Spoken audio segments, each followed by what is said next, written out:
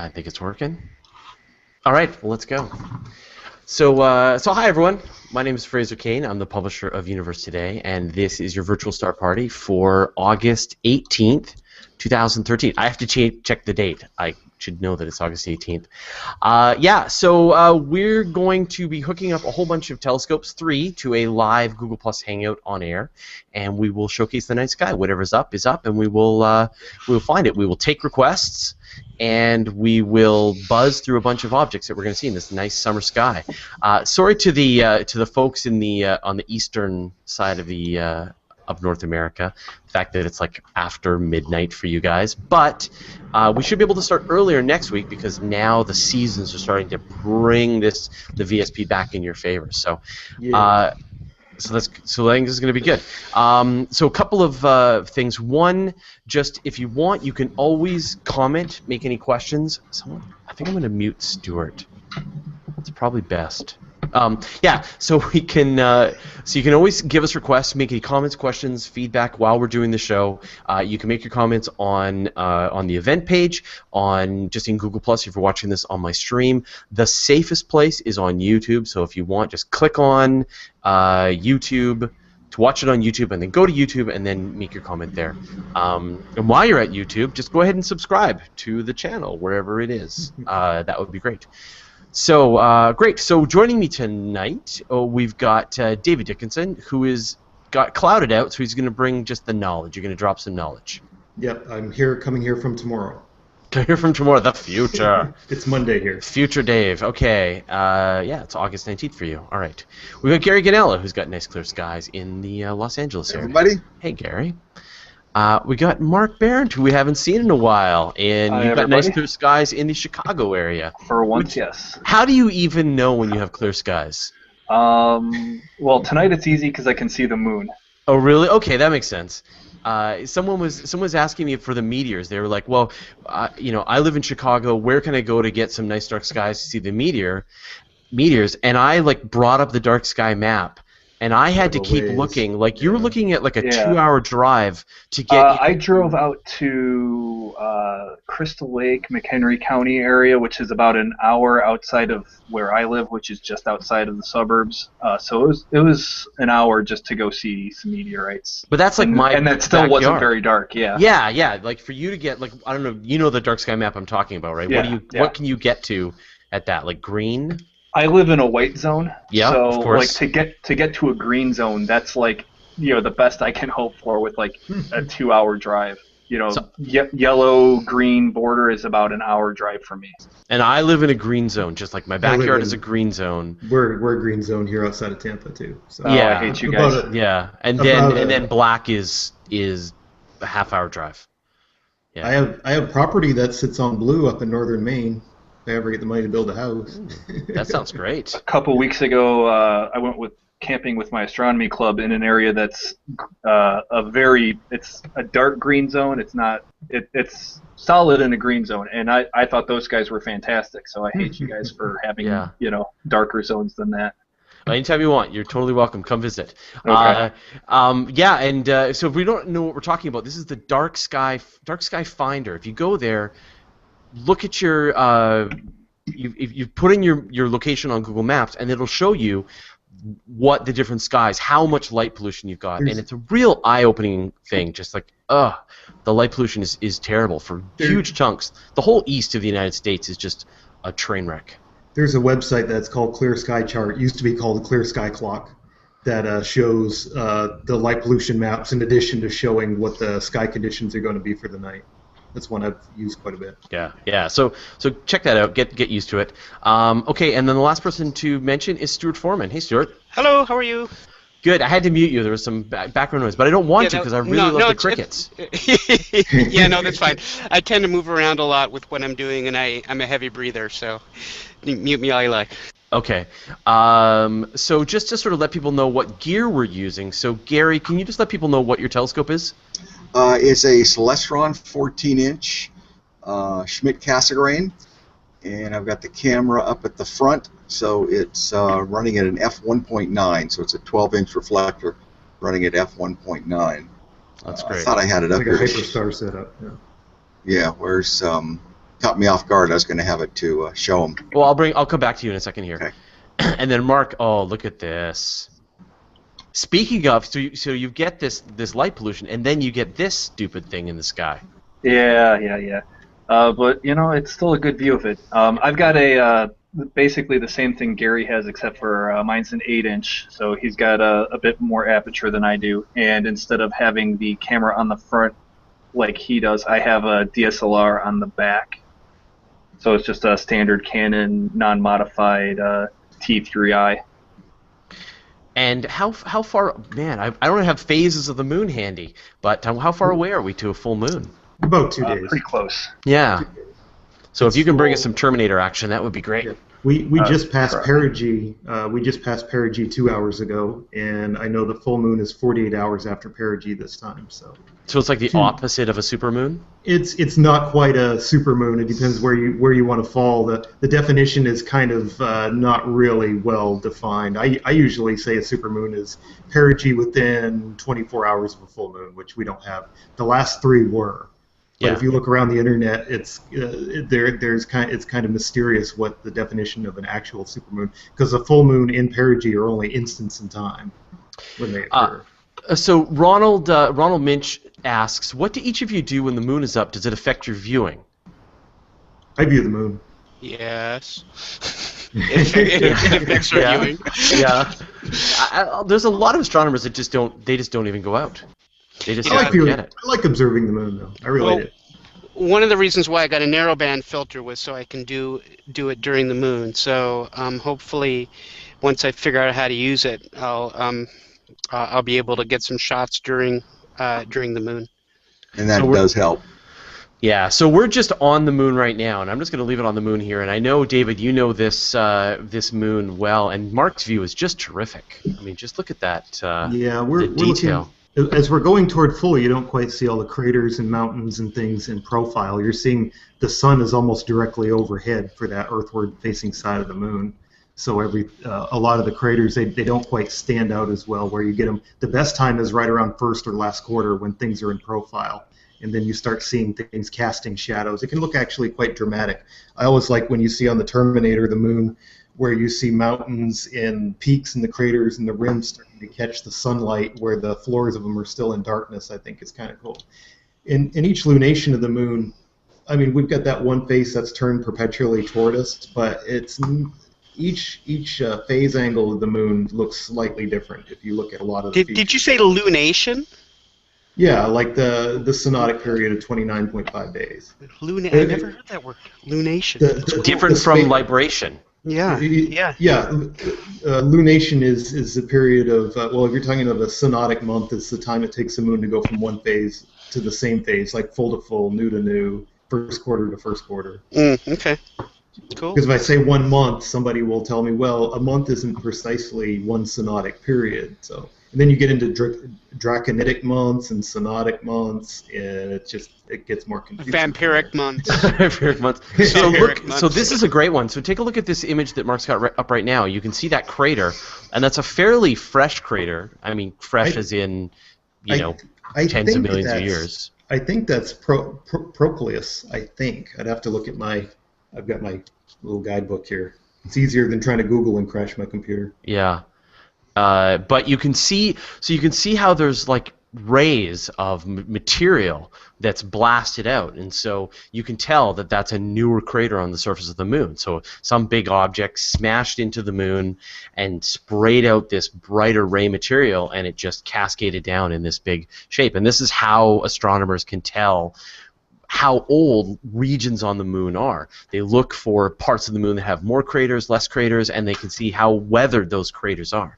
In fact, there's a great gadget that CosmoQuest has got, which is the Moon Mappers. You can go on to Moon Mappers, and you get examples of craters, and you can sort of map out where all the craters are in the image, and then you can judge how old those craters are, and then all that data goes back to scientists, and they use that to figure out the age of the various surfaces on the moon.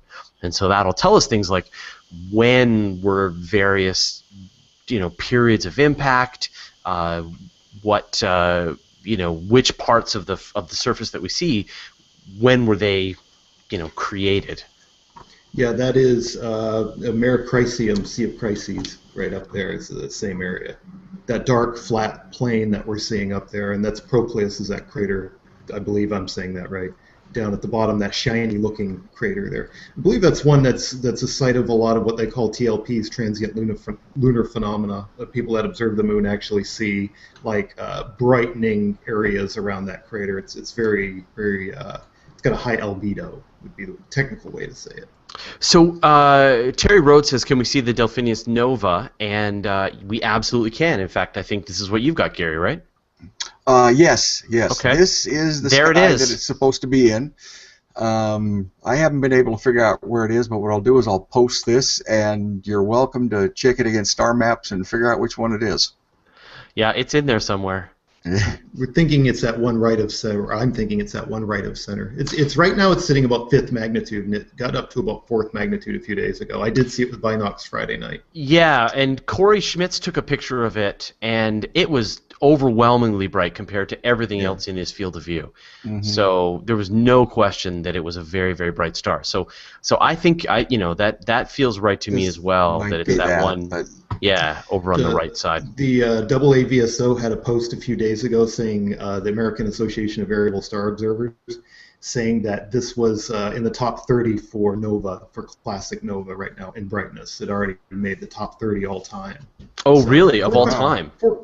Fourth Yeah. magnitude's pretty bright. They were talking nova going off. This is in our galaxy. This isn't a supernova that we usually see off in other galaxies. But this is just a garden variety classic nova. But fourth What's magnitude is pretty bright. I mean, we covered this on the Weekly Space Hangout on Friday, but for those who missed it, what causes a nova like this? This is a massive it's got a companion star that's dumping in material onto its white dwarf companion, and it's just building up and building up and building up until it compresses to such a point that it just erupts into a classic nova. Will we see a possible planetary nebula out of it in 30,000 years or whatever? I suppose. I don't see why not. I mean, if this is a recurrent nova, it may do this like, I know T Pixidus is a recurrent nova, and some of them do it over and over again. This one I don't think is recurrent because we've never seen it before. I know they're trying to track down a distance for it right now. I was looking at the magnitude, and this is my own kind of armchair guesstimation of how far, somebody asked me this, and I looked at how far other novas that had reached that 4th magnitude point, and they were about 1,000 to 1,500 light years away. So I'm guessing it's over 1,000 light years away, somewhere in that range. They haven't put an official estimate. I know they look at the light curve and how it fades out over time, and they can use intrinsic luminosity to tell how far away it is from that. So we've got a couple of requests here, and I think they're ones that we've never seen. So one is NGC 6210, the Turtle Nebula. This comes from Clive Rogers. And the other one is NGC 6572, the Blue Racquetball. So those both sound like... I've never heard of those. No, neither have I. So those sound to me like I'll they're look 'em up. planetary. But yeah. So I'm going to put them in the chat, Stuart, and then... Okay. I also saw a request for M10 and M12, so I'll get those here in a little bit. 6210 was the first one? Yeah, and... I think Stuart has M57 in there right now, right? Yeah, so Yeah. I'll show Stuart 72. So we got 6572 and 6210. And Yeah, there's no way I'll get 6210. It's way too small. is it really? Yeah, it's 0.3 by 0.2 arc minutes, which is about, I think, maybe, I don't know, what's the size of M57? Let me look it up. Yeah, so it's about 1/10 the size of what we're looking at right here. So It's teeny. teeny tiny. Yeah. Yeah. And what was the other one? 6210 and 6572. hang on. I mean, if we had a really high magnitude scope, we can do it. But 6572. Yeah. Well, I'm going to show your 6572 is also similarly itty bitty. I won't be able to get it. Sorry. All right. Yeah. I'm trying to think who would be. Mike Phillips would probably be the right person to do it because he's modified his monster telescope, which is good for planetary observing. for doing some deep sky stuff, and he's pretty well equipped. So Mike can join us at some point. And maybe Corey. Well, he's field of view too big. Nah, but Corey won't be able to get it. Yeah, same problem that you've got. So this is the new camera too, right, Stuart? Correct. Yes, this is my new QSI camera. Same one that Gary has. Pretty much exactly. He has a different filter wheel combination than I do, but other than that, it's the same. So I'm very happy with that. Although what I'm just struggling a little bit with the acquisition software. And it's great acquisition software. I'm just not used to it. So. I watched the broadcast when you guys had the QSI rep on last week. That was kind of interesting. Mm-hmm. Yeah, it was great to have him join us. I noticed there was silence when somebody in the forum asked if there was any of those cameras under $2,000, and they just really kind of the broadcast. Well, it's. Yeah, no, this is high-end gear, for sure. Hey, if a rep from Canon wants to join us sometime and talk about the DSLRs, or someone from I don't know, S-Big. Samsung wants to talk about their video cameras, that'd be great. Yeah, that'd be cool. Yeah, but no, it'd be great. I would love for someone from Canon to come and talk about their DSLRs. They've got a camera purposely built for astrophotography. They got Canon 60DA. Yeah. The Tanja's son has one, and she just does amazing work with it. Yeah. So I'll see if I can dig. If anyone knows anyone at Canon, that would be great. Put them in touch with me, and we have them join us and answer some questions and do some demos.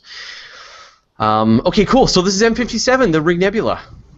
It's kind of cool. You can see the central star in there too. I've only ever seen it looking visually at M57 one time through the scope up at the Stewart Observatory once. Right. Now, Thad has schooled us week after week on this, which is that central star is not actually the white dwarf from the planetary nebula. So it's interesting. Yeah. So it's in front or behind, but it's just perfectly lined up. But it doesn't happen to be. It's just an optical alignment. Yeah. Correct. Right. Yeah. But it's not the white dwarf. And this is a Star Party favorite. I always tell people it looks kind of like a ghost of a donut.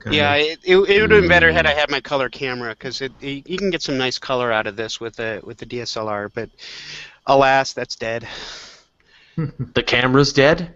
Well, the camera's not dead. It's just there's the connector that goes from that connects it from the camera to the computer that got loose and busted. Right. So. Oh well. That looks terrific. Okay, I'm going to move to Gary's view here. Mark, you've gone black. Yeah, my program crashed real quick. Okay, all right. Wow, that's great, Gary. This is our perennial favorite, M16, the Eagle. Nice. Okay, it's a Pillars of Creation nebula. Pillars of Creation, right there. That's amazing that you can get that. That's too cool. Yeah. I'm thrilled. Yeah, just terrific. Yeah, I mean, it even looks somewhat like the Hubble photo, where you can see the outline of the same shapes. Yeah, and you can see the Hubble shows this connector, if you can call it that, between the two arms. Yeah. And so this is a traditional star-forming nebula, and you can see those dark parts in it. The view are the places where new stars are being formed. Just amazing. Our sun probably formed in something like that billions of years ago. Yeah, Pamela, in Astronomy Cast, Pamela likes to give us this example, right? If you get a bunch of nebulae, there's this one, which is a great example of sort of when our sun first formed in this stellar neighborhood. But then you look at something like the Hyades cluster, where things are, or sort of the Pleiades, where the stars are still really close together and still some nebulosity, and that's sort of the next stage. And you look at the Hyades, and then things are a lot further apart and starting to drift away. And now we have no way to know sort of which stars we were. Which one? I can't. I think it's M67. I remember writing an article years ago about they think there was some reason to believe they think that might have been like our sibling stars might have like the metallicity is very close to the same. It's in Cancer, in the constellation Cancer. Yeah. In the open cluster M67. So Eric Briggs says that I understand the nova is less than a degree away from NGC 6905, the Blue Flash Nebula. I was looking at the star chart. Yeah, it is very close to that same NGC. And so less than a degree, so we should be able to see it, but we're definitely not, in Gary's field of view. But it's like right between the constellations Delphinus and Sagitta. It's technically inside the border of Delphinus, the dolphin, but it's very close to the upper border of Vulpecula and Sagitta as well. Wayne W says, yes, that was me. I finally bought the ATIC 383L plus monochrome CCD camera with Kodak KAF 8300, which was $1,900. So below $2,000. Yeah, it's the same chip that Gary and I have, and I'm sure it's fun. Yeah, no, it sounds fantastic. So Kit Kat King is asking for M63. Is that up? M63. The sunflower. Take a look. Yeah. Trying to think what constellation it's in. This is great. Yeah, that's up. I can. Yeah. Okay. Yeah, I'm in the middle of imaging something else, but I'll put that on my list. Sure, and Kit Kat King has provided. This is great, like specific, really specific information. This is terrific. I'm just gonna add the coordinates and stuff, so these people know their sky. Yeah, my mount's smart enough to know where M63 is. As long as it's smart enough to know that it's not behind my house. We'll see in a minute. Or if it's pointing at the ground, that's. Or if it's pointing. No, it's up by the Big Dipper somewhere. All right, so I've moved to your next image, Stuart, and this looks like the Dumbbell Nebula. Correct. This is the Dumbbell Nebula in spectacular gray. Normally it's sort of greenish blue on the inside and red on the outside. This is just a 3-minute luminance of it, but this is another planetary nebula. Oh, looks great. I mean, you can really see the subtle gray in it. And I think, from what I understand, this one, the star is the white dwarf. The central star. Yeah. You think you can kind of see one in there. Yeah, I mean, I can see it on my screen. Yeah. And the Google compression may have noised it up a bit. Well, this is one of the cool things that they've added. They've turned things into 720p now. So if you're just watching this on regular old 360 or 480, you can now watch this in 720, which is fantastic. For us, it's a really big improvement because we're just getting a lot more detail in what we're broadcasting. Yeah, M27's in Vulpecula too, so it's not awful far away from the supernova we were talking about. It's in the same general area of the Southern Triangle, or Summer Triangle. Okay. Oh, and Mark. Oh, we lost you again, Mark. That view of the Terminator was fantastic. Too bad. Okay, I'm going to move over to Gary's view. This is M5? M10. Tom McVeigh requested this. He requested both M10 and M12, so I thought I would pop those up. And that's M10. Yeah, it looks like a globular. And here it is in my full field of view. Yeah. It's definitely a smaller globular than the... Yeah, it's not quite as tightly packed as like M13 or any of the Omega Centauri or any of those.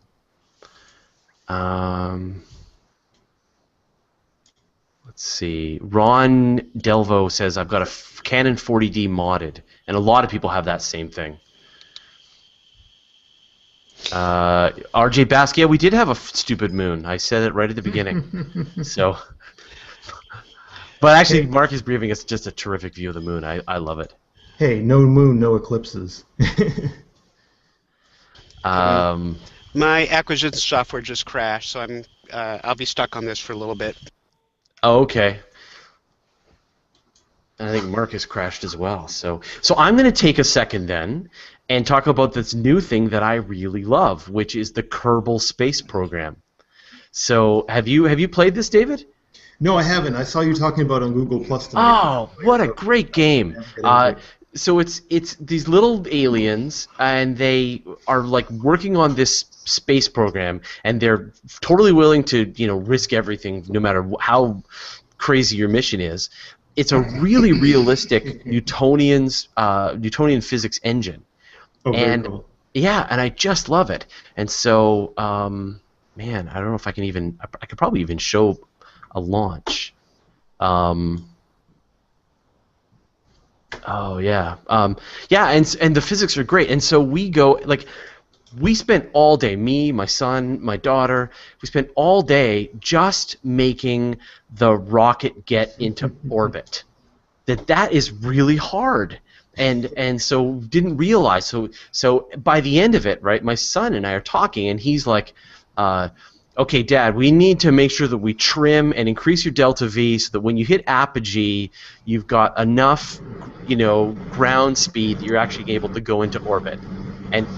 And I'm understanding him, and we're just having this conversation about launching rockets. It's so see great. What kind of learning curve NASA had early on, and I mean, it was even hard for them. A lot of the early lunar probes just crashed into the moon because they couldn't do lunar insertion on the very early ones. Yeah. What's the name of the program? It's called the Kerbal Space Program. And you posted it on your stream? Yeah, I posted just sort of a rant about it, but I will. Let me see if I can make a. Yeah, I did see that. I will launch a rocket, so you can kind of see. I'll build a rocket and launch a rocket. If we're gonna lose people here. I'm back to imaging. So Are you back? Okay. Yeah, and I've got this is M12. It looks like the one I just had, but. Okay. Yeah. Oh Yeah, no, and- globulars never get old. And Mark's got a new globular too. Yeah, so this is M13 here. This is a short 15-second exposure in my white zone light pollution. That's a classic. And Hercules, that's another Star Party favorite. Probably one of the better ones in the Northern Hemisphere. I like M3 too. It's probably one of the best ones I like to show people. So would it kill you to know that I can see that with my eyes?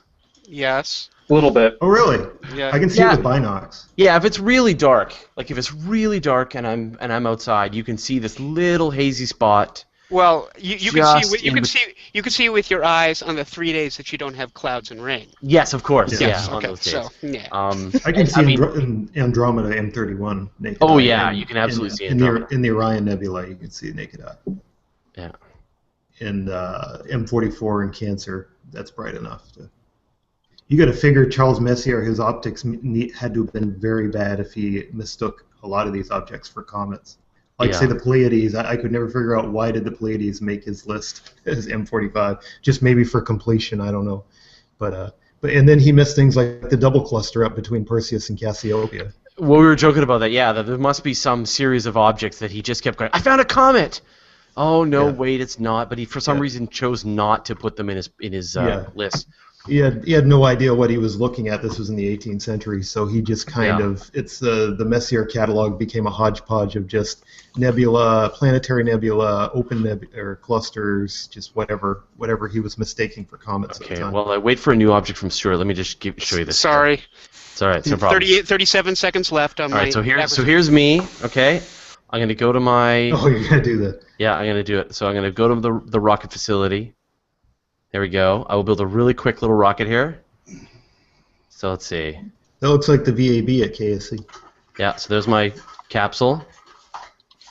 And then I'll build a propulsion system.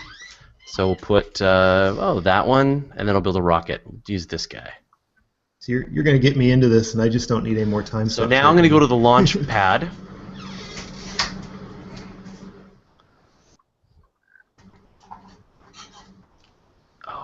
Better work. All right, so there's my rocket. So I'm going to throttle up my rocket. So you can see down here, right down here, this is where the throttle is. So my rocket's fully throttled up. That's like a one-stager. It's not even. Again, I'm going to launch it. So now the trick is that I need to keep it. So you can see my altitude is at the top there. And you can see my surface, my velocity from the surface. I'm sorry I'm yelling because it's really loud in my ears. Right? And so you can see the little Kerbal there guy, right? He's really kind of enjoying it. He's getting some G's, Yeah, he's all right. And then I'm about 5,000 meters now. You see I've almost used up all my fuel. So I'm going to turn. You can start to see the curve of the Earth there. Yeah. There. So that's it. I've run out of fuel. So this was not a rocket designed for a long launch. So I'll show you the orbit map here.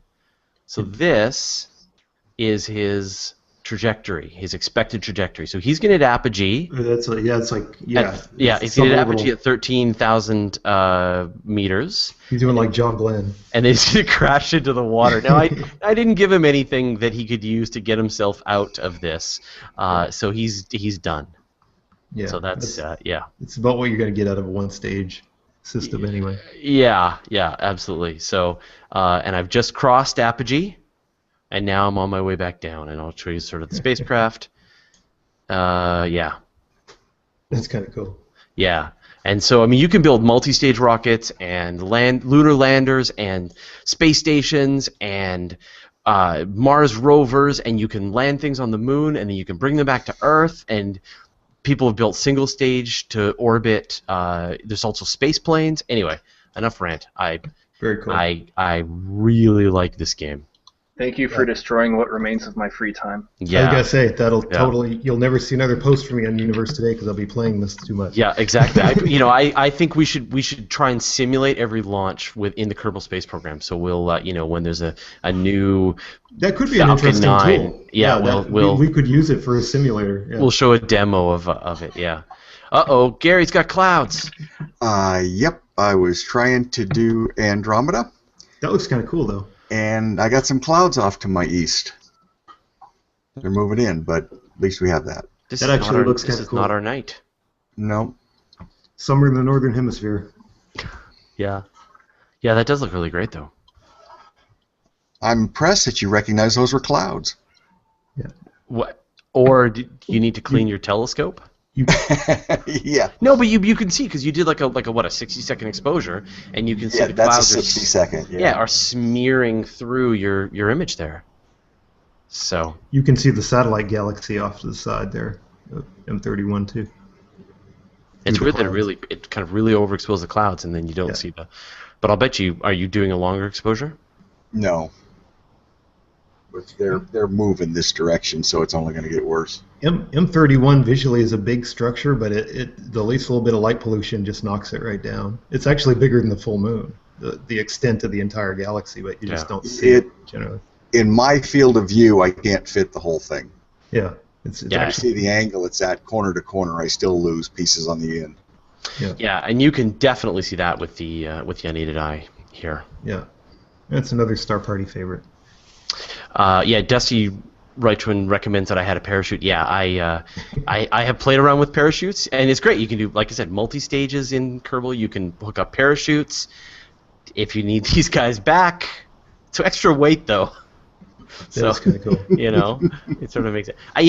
In fact, we were able to put a guy into solar orbit. That was, Is he still there? It's still there. Yeah, we just left him there. I mean, who knows if we can ever meet with him and bring him back.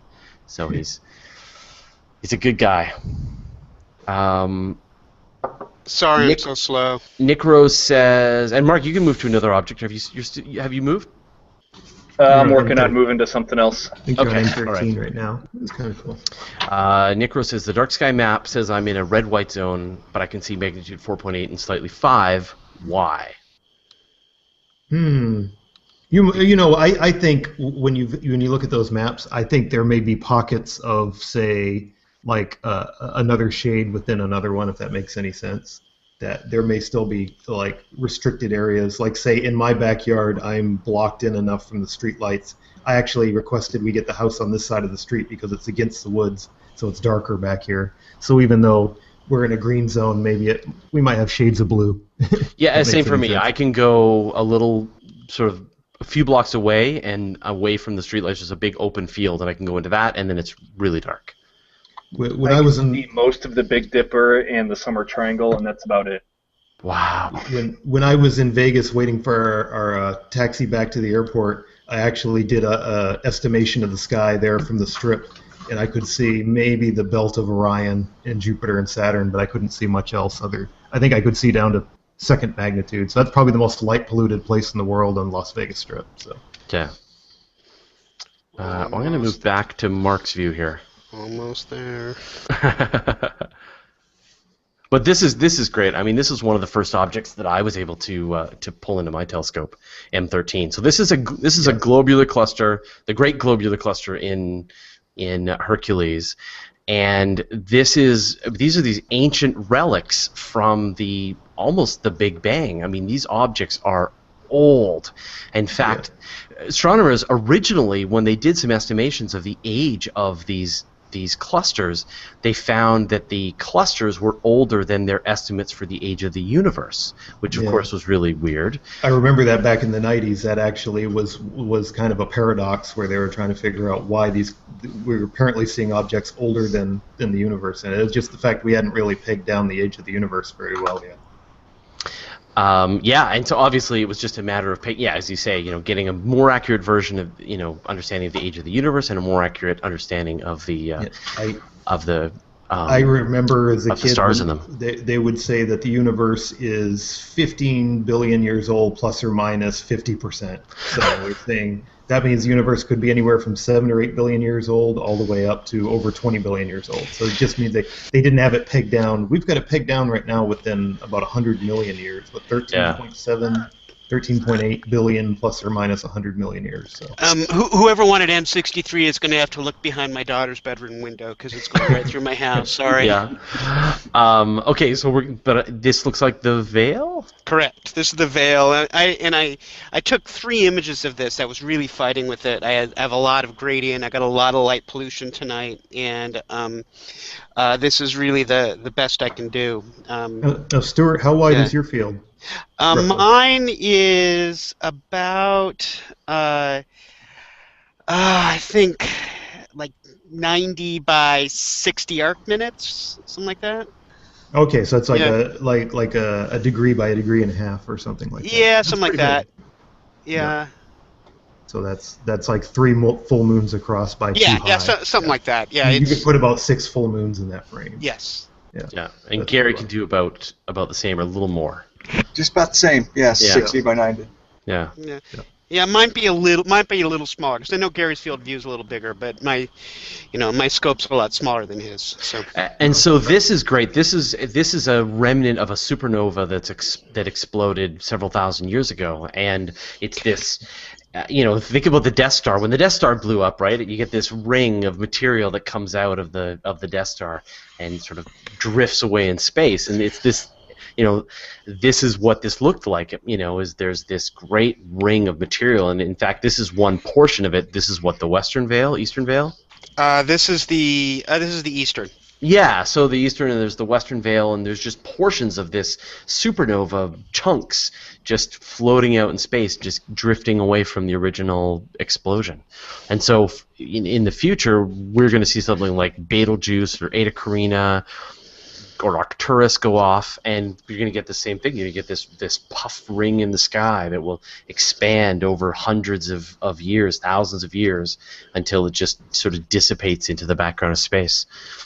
This is one of those objects too that you almost would be impossible to see visually with the unaided eye. I've never seen it.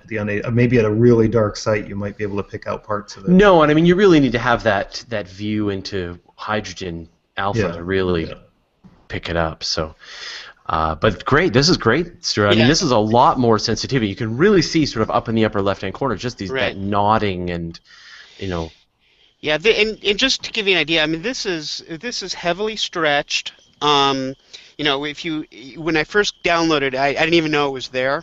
So I had to open it up and then stretch it, and then so it's very, very dim. And the only reason why I knew it was there, that I knew it was where it was supposed to be, is because I knew that my mount would point to where it needed to go. But I sort of was hoping. It's like, do I really have it or do I not? Let me stretch it out and see it. Oh, that's great. I'm gonna go back to Gary's view. This is M17, the Swan. Swan. Trying to do too many things at once. Oh, very cool. I can zoom in and get a little detail here. This is the Lobster, as we have ended up calling it. Oh, neat. I've never heard it called that.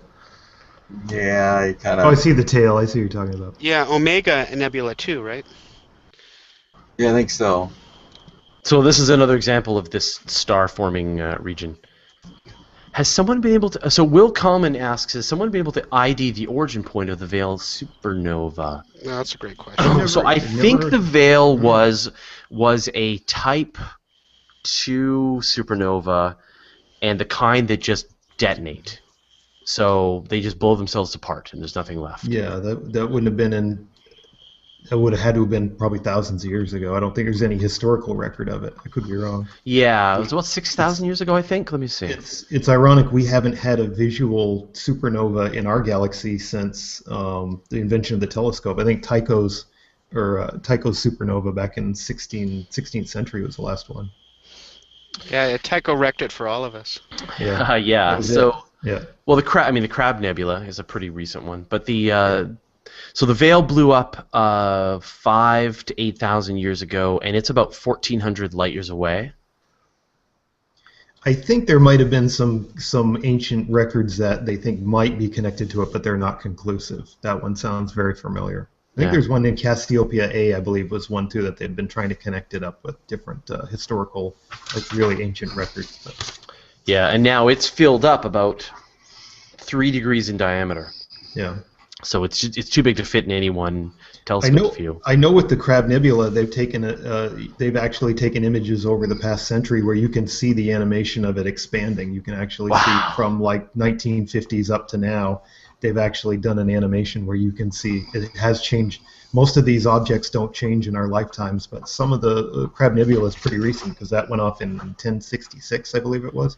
Wayne W says, "Are you using a sky glow filter for pollution? Is anybody using a sky glow filter?" Nope. No. Nope. I've used them. I'm not using them now.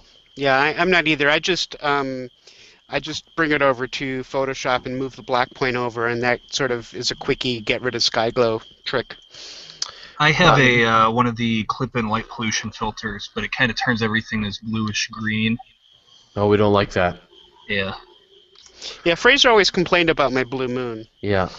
Your blue Saturn. Your blue moon is fine. Your blue Saturn. Yeah, and the purple Venus you didn't like either. No. Well, purple Venus, I can dig that, but yeah. No. And so what? We've moved now to another famous nebula.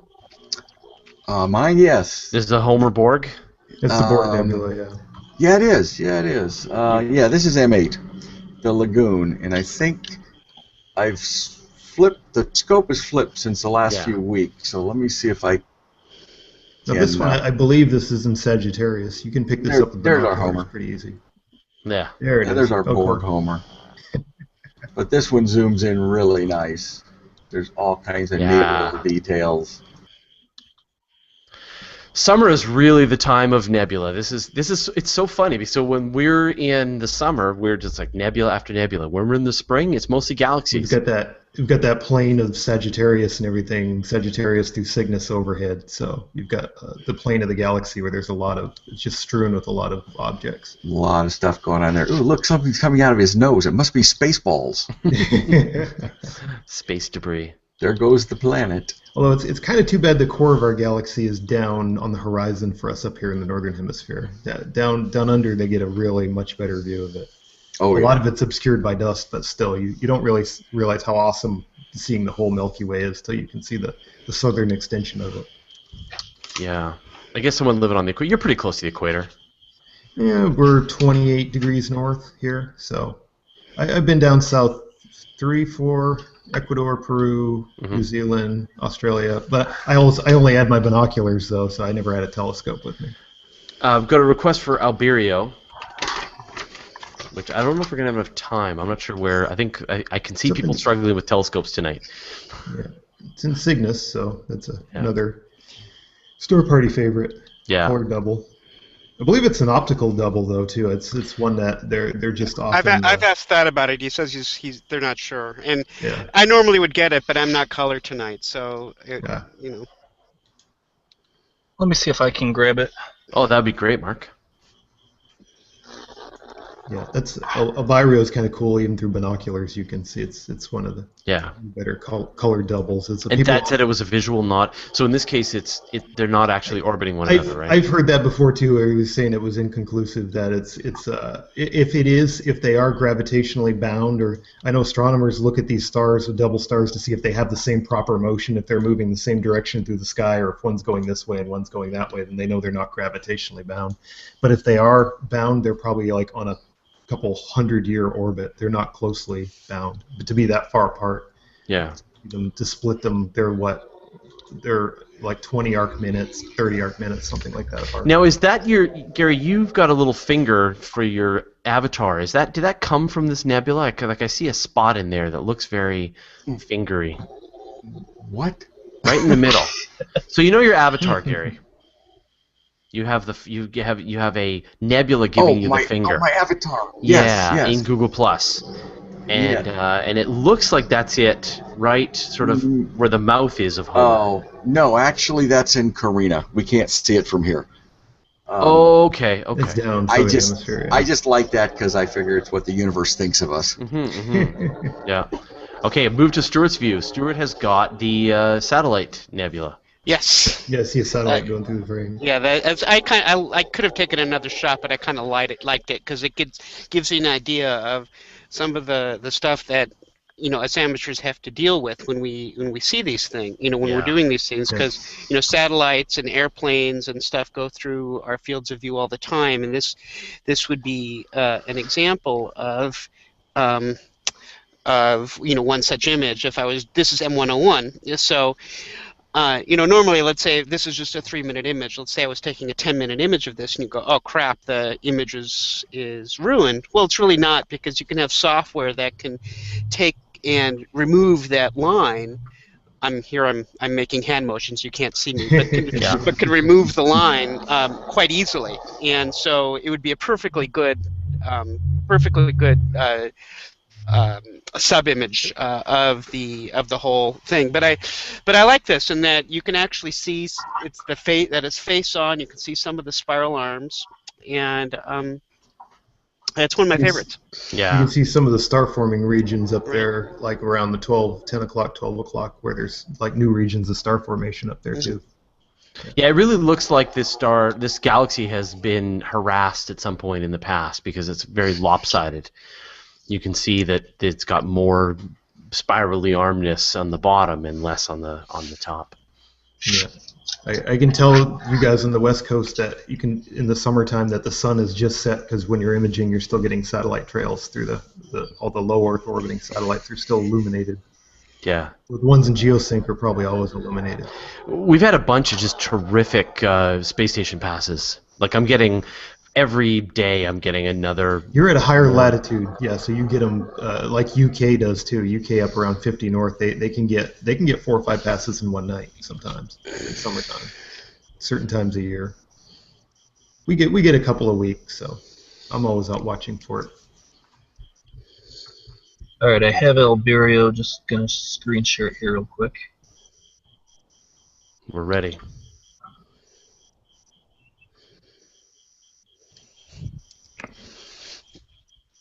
Yep, that's it.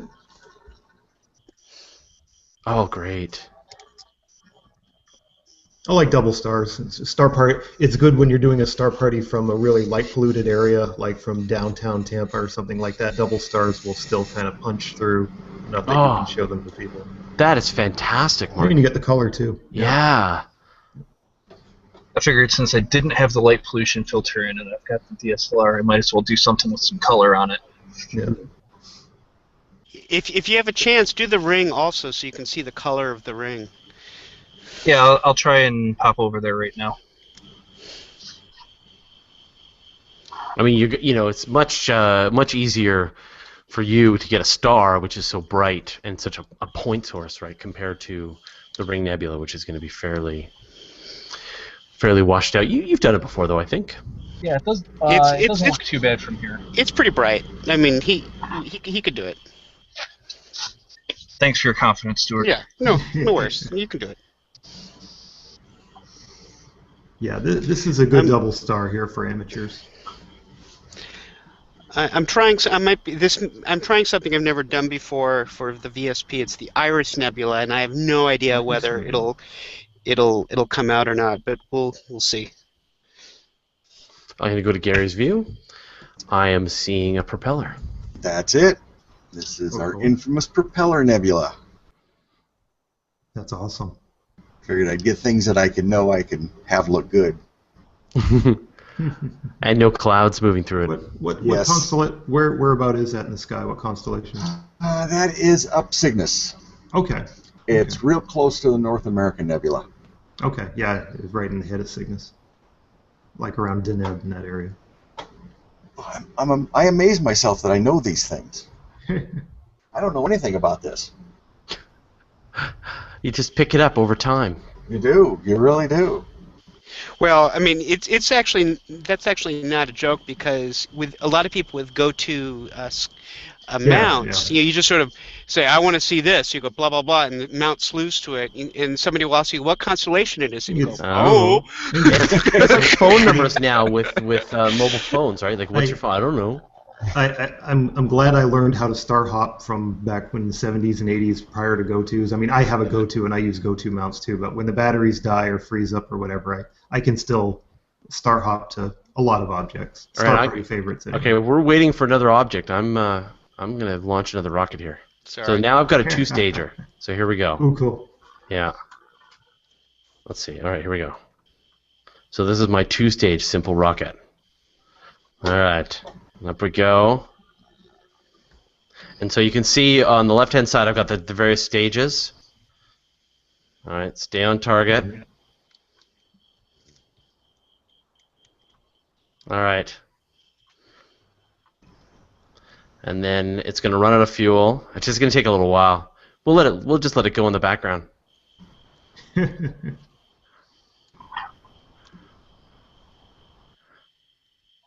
That should reach orbit.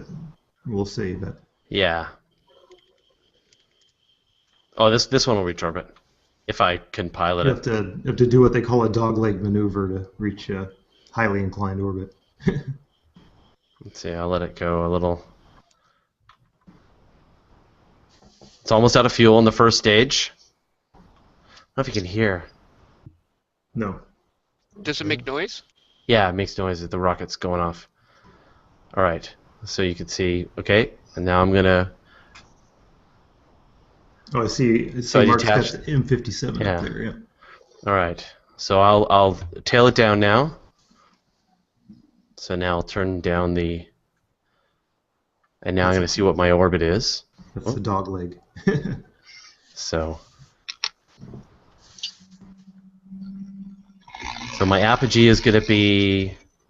That's not so good. Yeah, looks like you're gonna splash back down. Yeah. So now I can turn up the.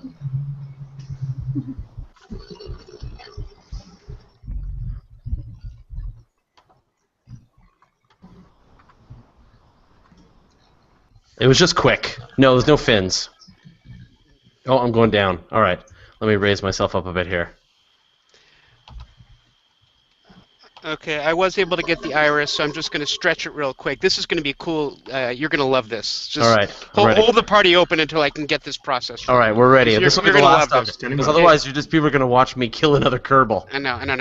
Give me a minute. Bring the object or another Kerbal dies. Yeah. He's doomed I'm regardless. working on it. Me too. I see Mark's got M57 with some. Yeah, color. so here's my ring nebula with Yeah, you can see a little bit of color. my in it. terrible skies. Oh, but you can still really see the colors in it. That's beautiful.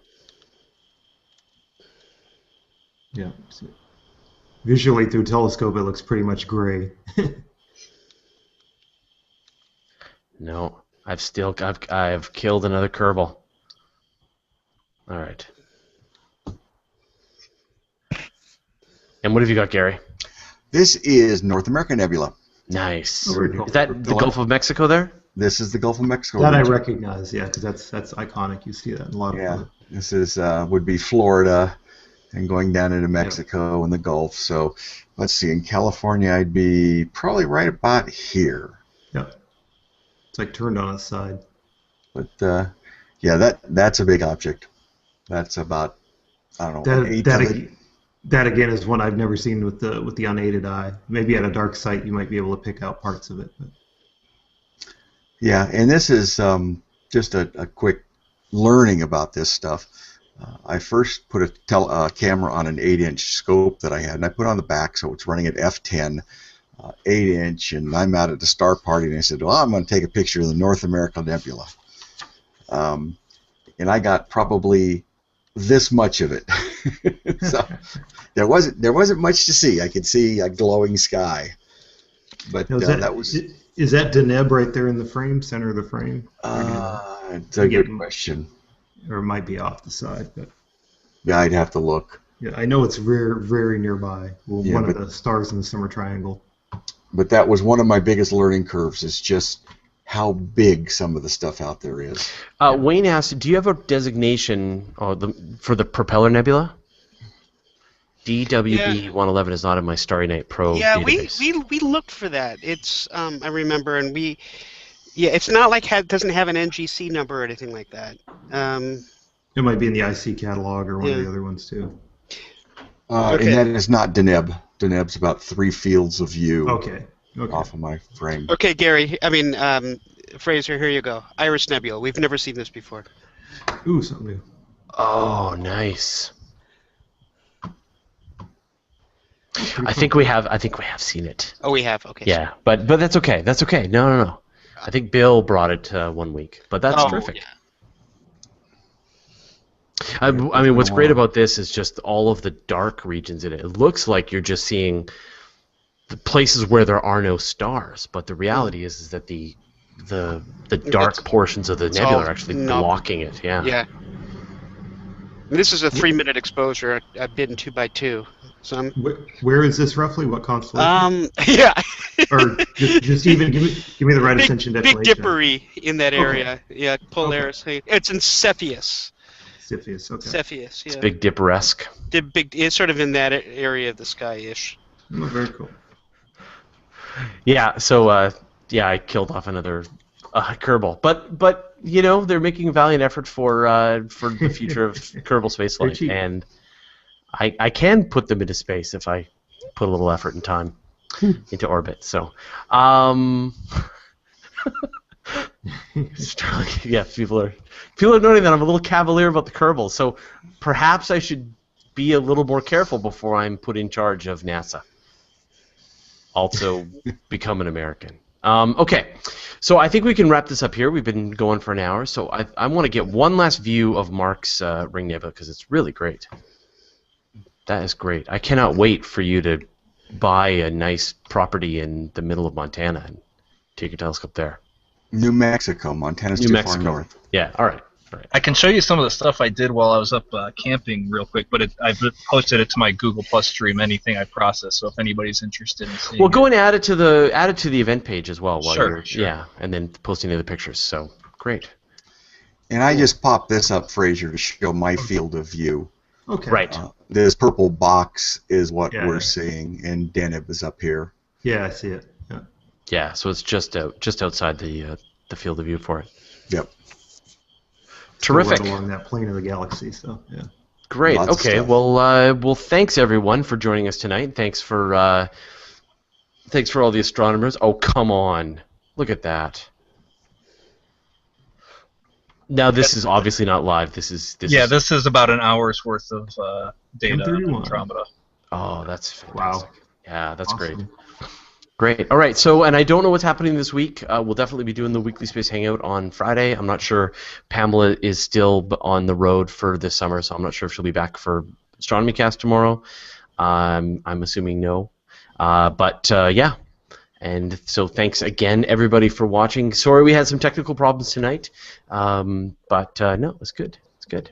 And we're going to be coming back earlier now for all of you folks on the East Coast. So hopefully it'll make it easier. In the middle of winter, we start at 5, so it's just like prime time for you. While the rest of us haven't even eaten dinner yet. So Yep. Awesome. Okay. Well, hey, thanks, David. Thanks, Gary. I'm going to bed. Thanks, Mark. And thanks, the Iris Nebula. Thanks. That's Good very night, cool. everybody. Yeah. Good Thanks. night. Good Thanks, night, Stuart. everybody. See you guys later. Yeah. There's a lot of astronomers that just don't even go out. They just I don't get it. I like observing the moon, though. I really do. One of the reasons why I got a narrowband filter was so I can do it during the moon. So hopefully, once I figure out how to use it, I'll be able to get some shots during the moon. And that So does help. Yeah, so we're just on the moon right now, and I'm just going to leave it on the moon here. And I know, David, you know this moon well, and Mark's view is just terrific. I mean, just look at that, Yeah, the we're detail. looking as we're going toward full. You don't quite see all the craters and mountains and things in profile. You're seeing the sun is almost directly overhead for that earthward-facing side of the moon. So a lot of the craters they don't quite stand out as well. Where you get them, the best time is right around first or last quarter when things are in profile, and then you start seeing things casting shadows. It can look actually quite dramatic. I always like when you see on the Terminator the moon, where you see mountains and peaks and the craters and the rims starting to catch the sunlight where the floors of them are still in darkness. I think is kind of cool.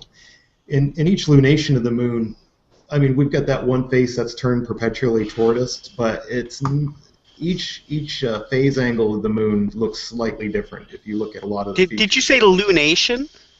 Yeah, like the synodic period of 29.5 days. I never heard that word. Lunation. Different from libration. Yeah. Lunation is the period of, well, if you're talking of a synodic month, it's the time it takes the moon to go from one phase to the same phase, like full to full, new to new, first quarter. I think it's working. All right, well, let's go. So hi everyone. My name is Fraser Kane. I'm the publisher of Universe Today, and this is your virtual start party for August 18th, 2013. I have to check the date. I should know that it's August 18th. So we're going to be hooking up a whole bunch of telescopes, 3, to a live Google Plus Hangout on air, and we will showcase the night sky. Whatever's up is up, and we will find it. We will take requests, and we will buzz through a bunch of objects that we're going to see in this nice summer sky. Sorry to the folks in the on the eastern side of North America, the fact that it's like after midnight for you guys, but we should be able to start earlier next week because now the seasons are starting to bring the VSP back in your favor. So. Yeah. So I think this is going to be good. So a couple of things. One, just if you want, you can always comment, make any questions. I think I'm going to mute Stuart. That's probably best. So we can. So you can always give us requests, make any comments, questions, feedback while we're doing the show. You can make your comments on the event page, just in Google Plus. If you're watching this on my stream, the safest place is on YouTube. So if you want, just click on YouTube to watch it on YouTube, and then go to YouTube and then make your comment there. And while you're at YouTube, just go ahead and subscribe to the channel wherever it is. That would be great. So, great. So joining me tonight, we've got David Dickinson, who is... It's like a hyperstar setup. Yeah, where's... caught me off guard. I was going to have it to show him. Well, I'll come back to you in a second here. Okay. And then Mark, oh, look at this. Speaking of, so you get this light pollution, and then you get this stupid thing in the sky. Yeah. But, it's still a good view of it. I've got basically the same thing Gary has, except for mine's an 8-inch, so he's got a bit more aperture than I do. And instead of having the camera on the front like he does, I have a DSLR on the back. So it's just a standard Canon, non-modified T3i. And how far? Man, I don't have phases of the moon handy, but how far away are we to a full moon? About 2 days. Pretty close. Yeah. So if you can bring us some Terminator action, that would be great. Yeah. We just passed perigee. We just passed perigee 2 hours ago, and I know the full moon is 48 hours after perigee this time. So it's like the opposite of a supermoon. It's not quite a supermoon. It depends where you want to fall. The definition is kind of not really well defined. I usually say a supermoon is perigee within 24 hours of a full moon, which we don't have. The last 3 were.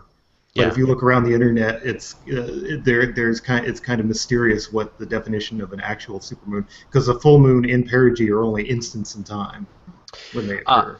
So Ronald Minch asks, what do each of you do when the moon is up? Does it affect your viewing? I view the moon. Yes. It affects your viewing. Build a house.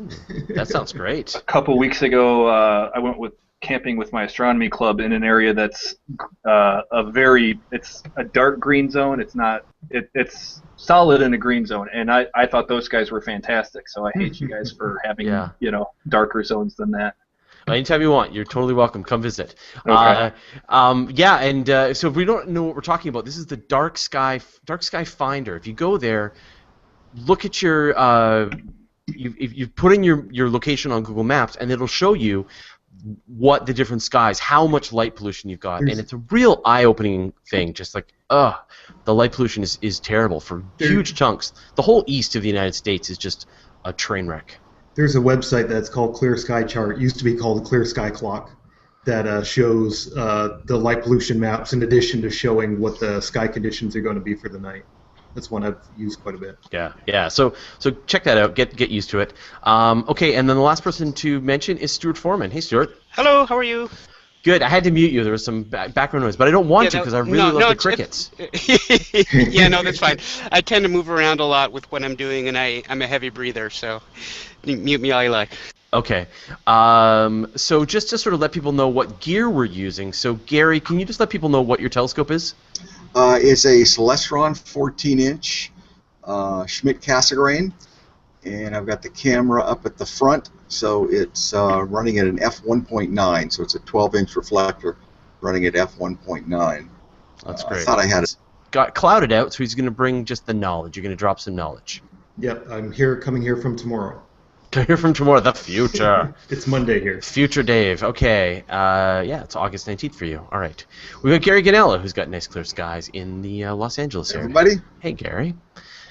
We got Mark Behrendt, who we haven't seen in a while, and Hi, you've got nice everybody. clear skies in the Chicago area. For once, yes. How do you even know when you have clear skies? Well, tonight it's easy because I can see the moon. Oh, really? Okay, that makes sense. Someone was asking me for the meteors. They were like, "Well, I live in Chicago. Where can I go to get some nice dark skies to see the meteors?" And I brought up the dark sky map, and I had to keep looking. Like you were looking at like a 2-hour drive to get. I drove out to Crystal Lake, McHenry County area, which is about an hour outside of where I live, which is just outside of the suburbs. So it was an hour just to go see some meteorites. But that's like and that still backyard. wasn't very dark. Yeah. Yeah. Like for you to get I don't know, the dark sky map I'm talking about, right? Yeah, What can you get to at that? Like green? I live in a white zone. Yeah, so of course. to get to a green zone, that's the best I can hope for with a 2-hour drive. Yellow green border is about an hour drive for me. And I live in a green zone, just like my backyard is a green zone. We're a green zone here outside of Tampa too. So. Yeah, I hate you guys. Yeah, and then black is a half-hour drive. Yeah. I have property that sits on blue up in northern Maine. If I ever get the money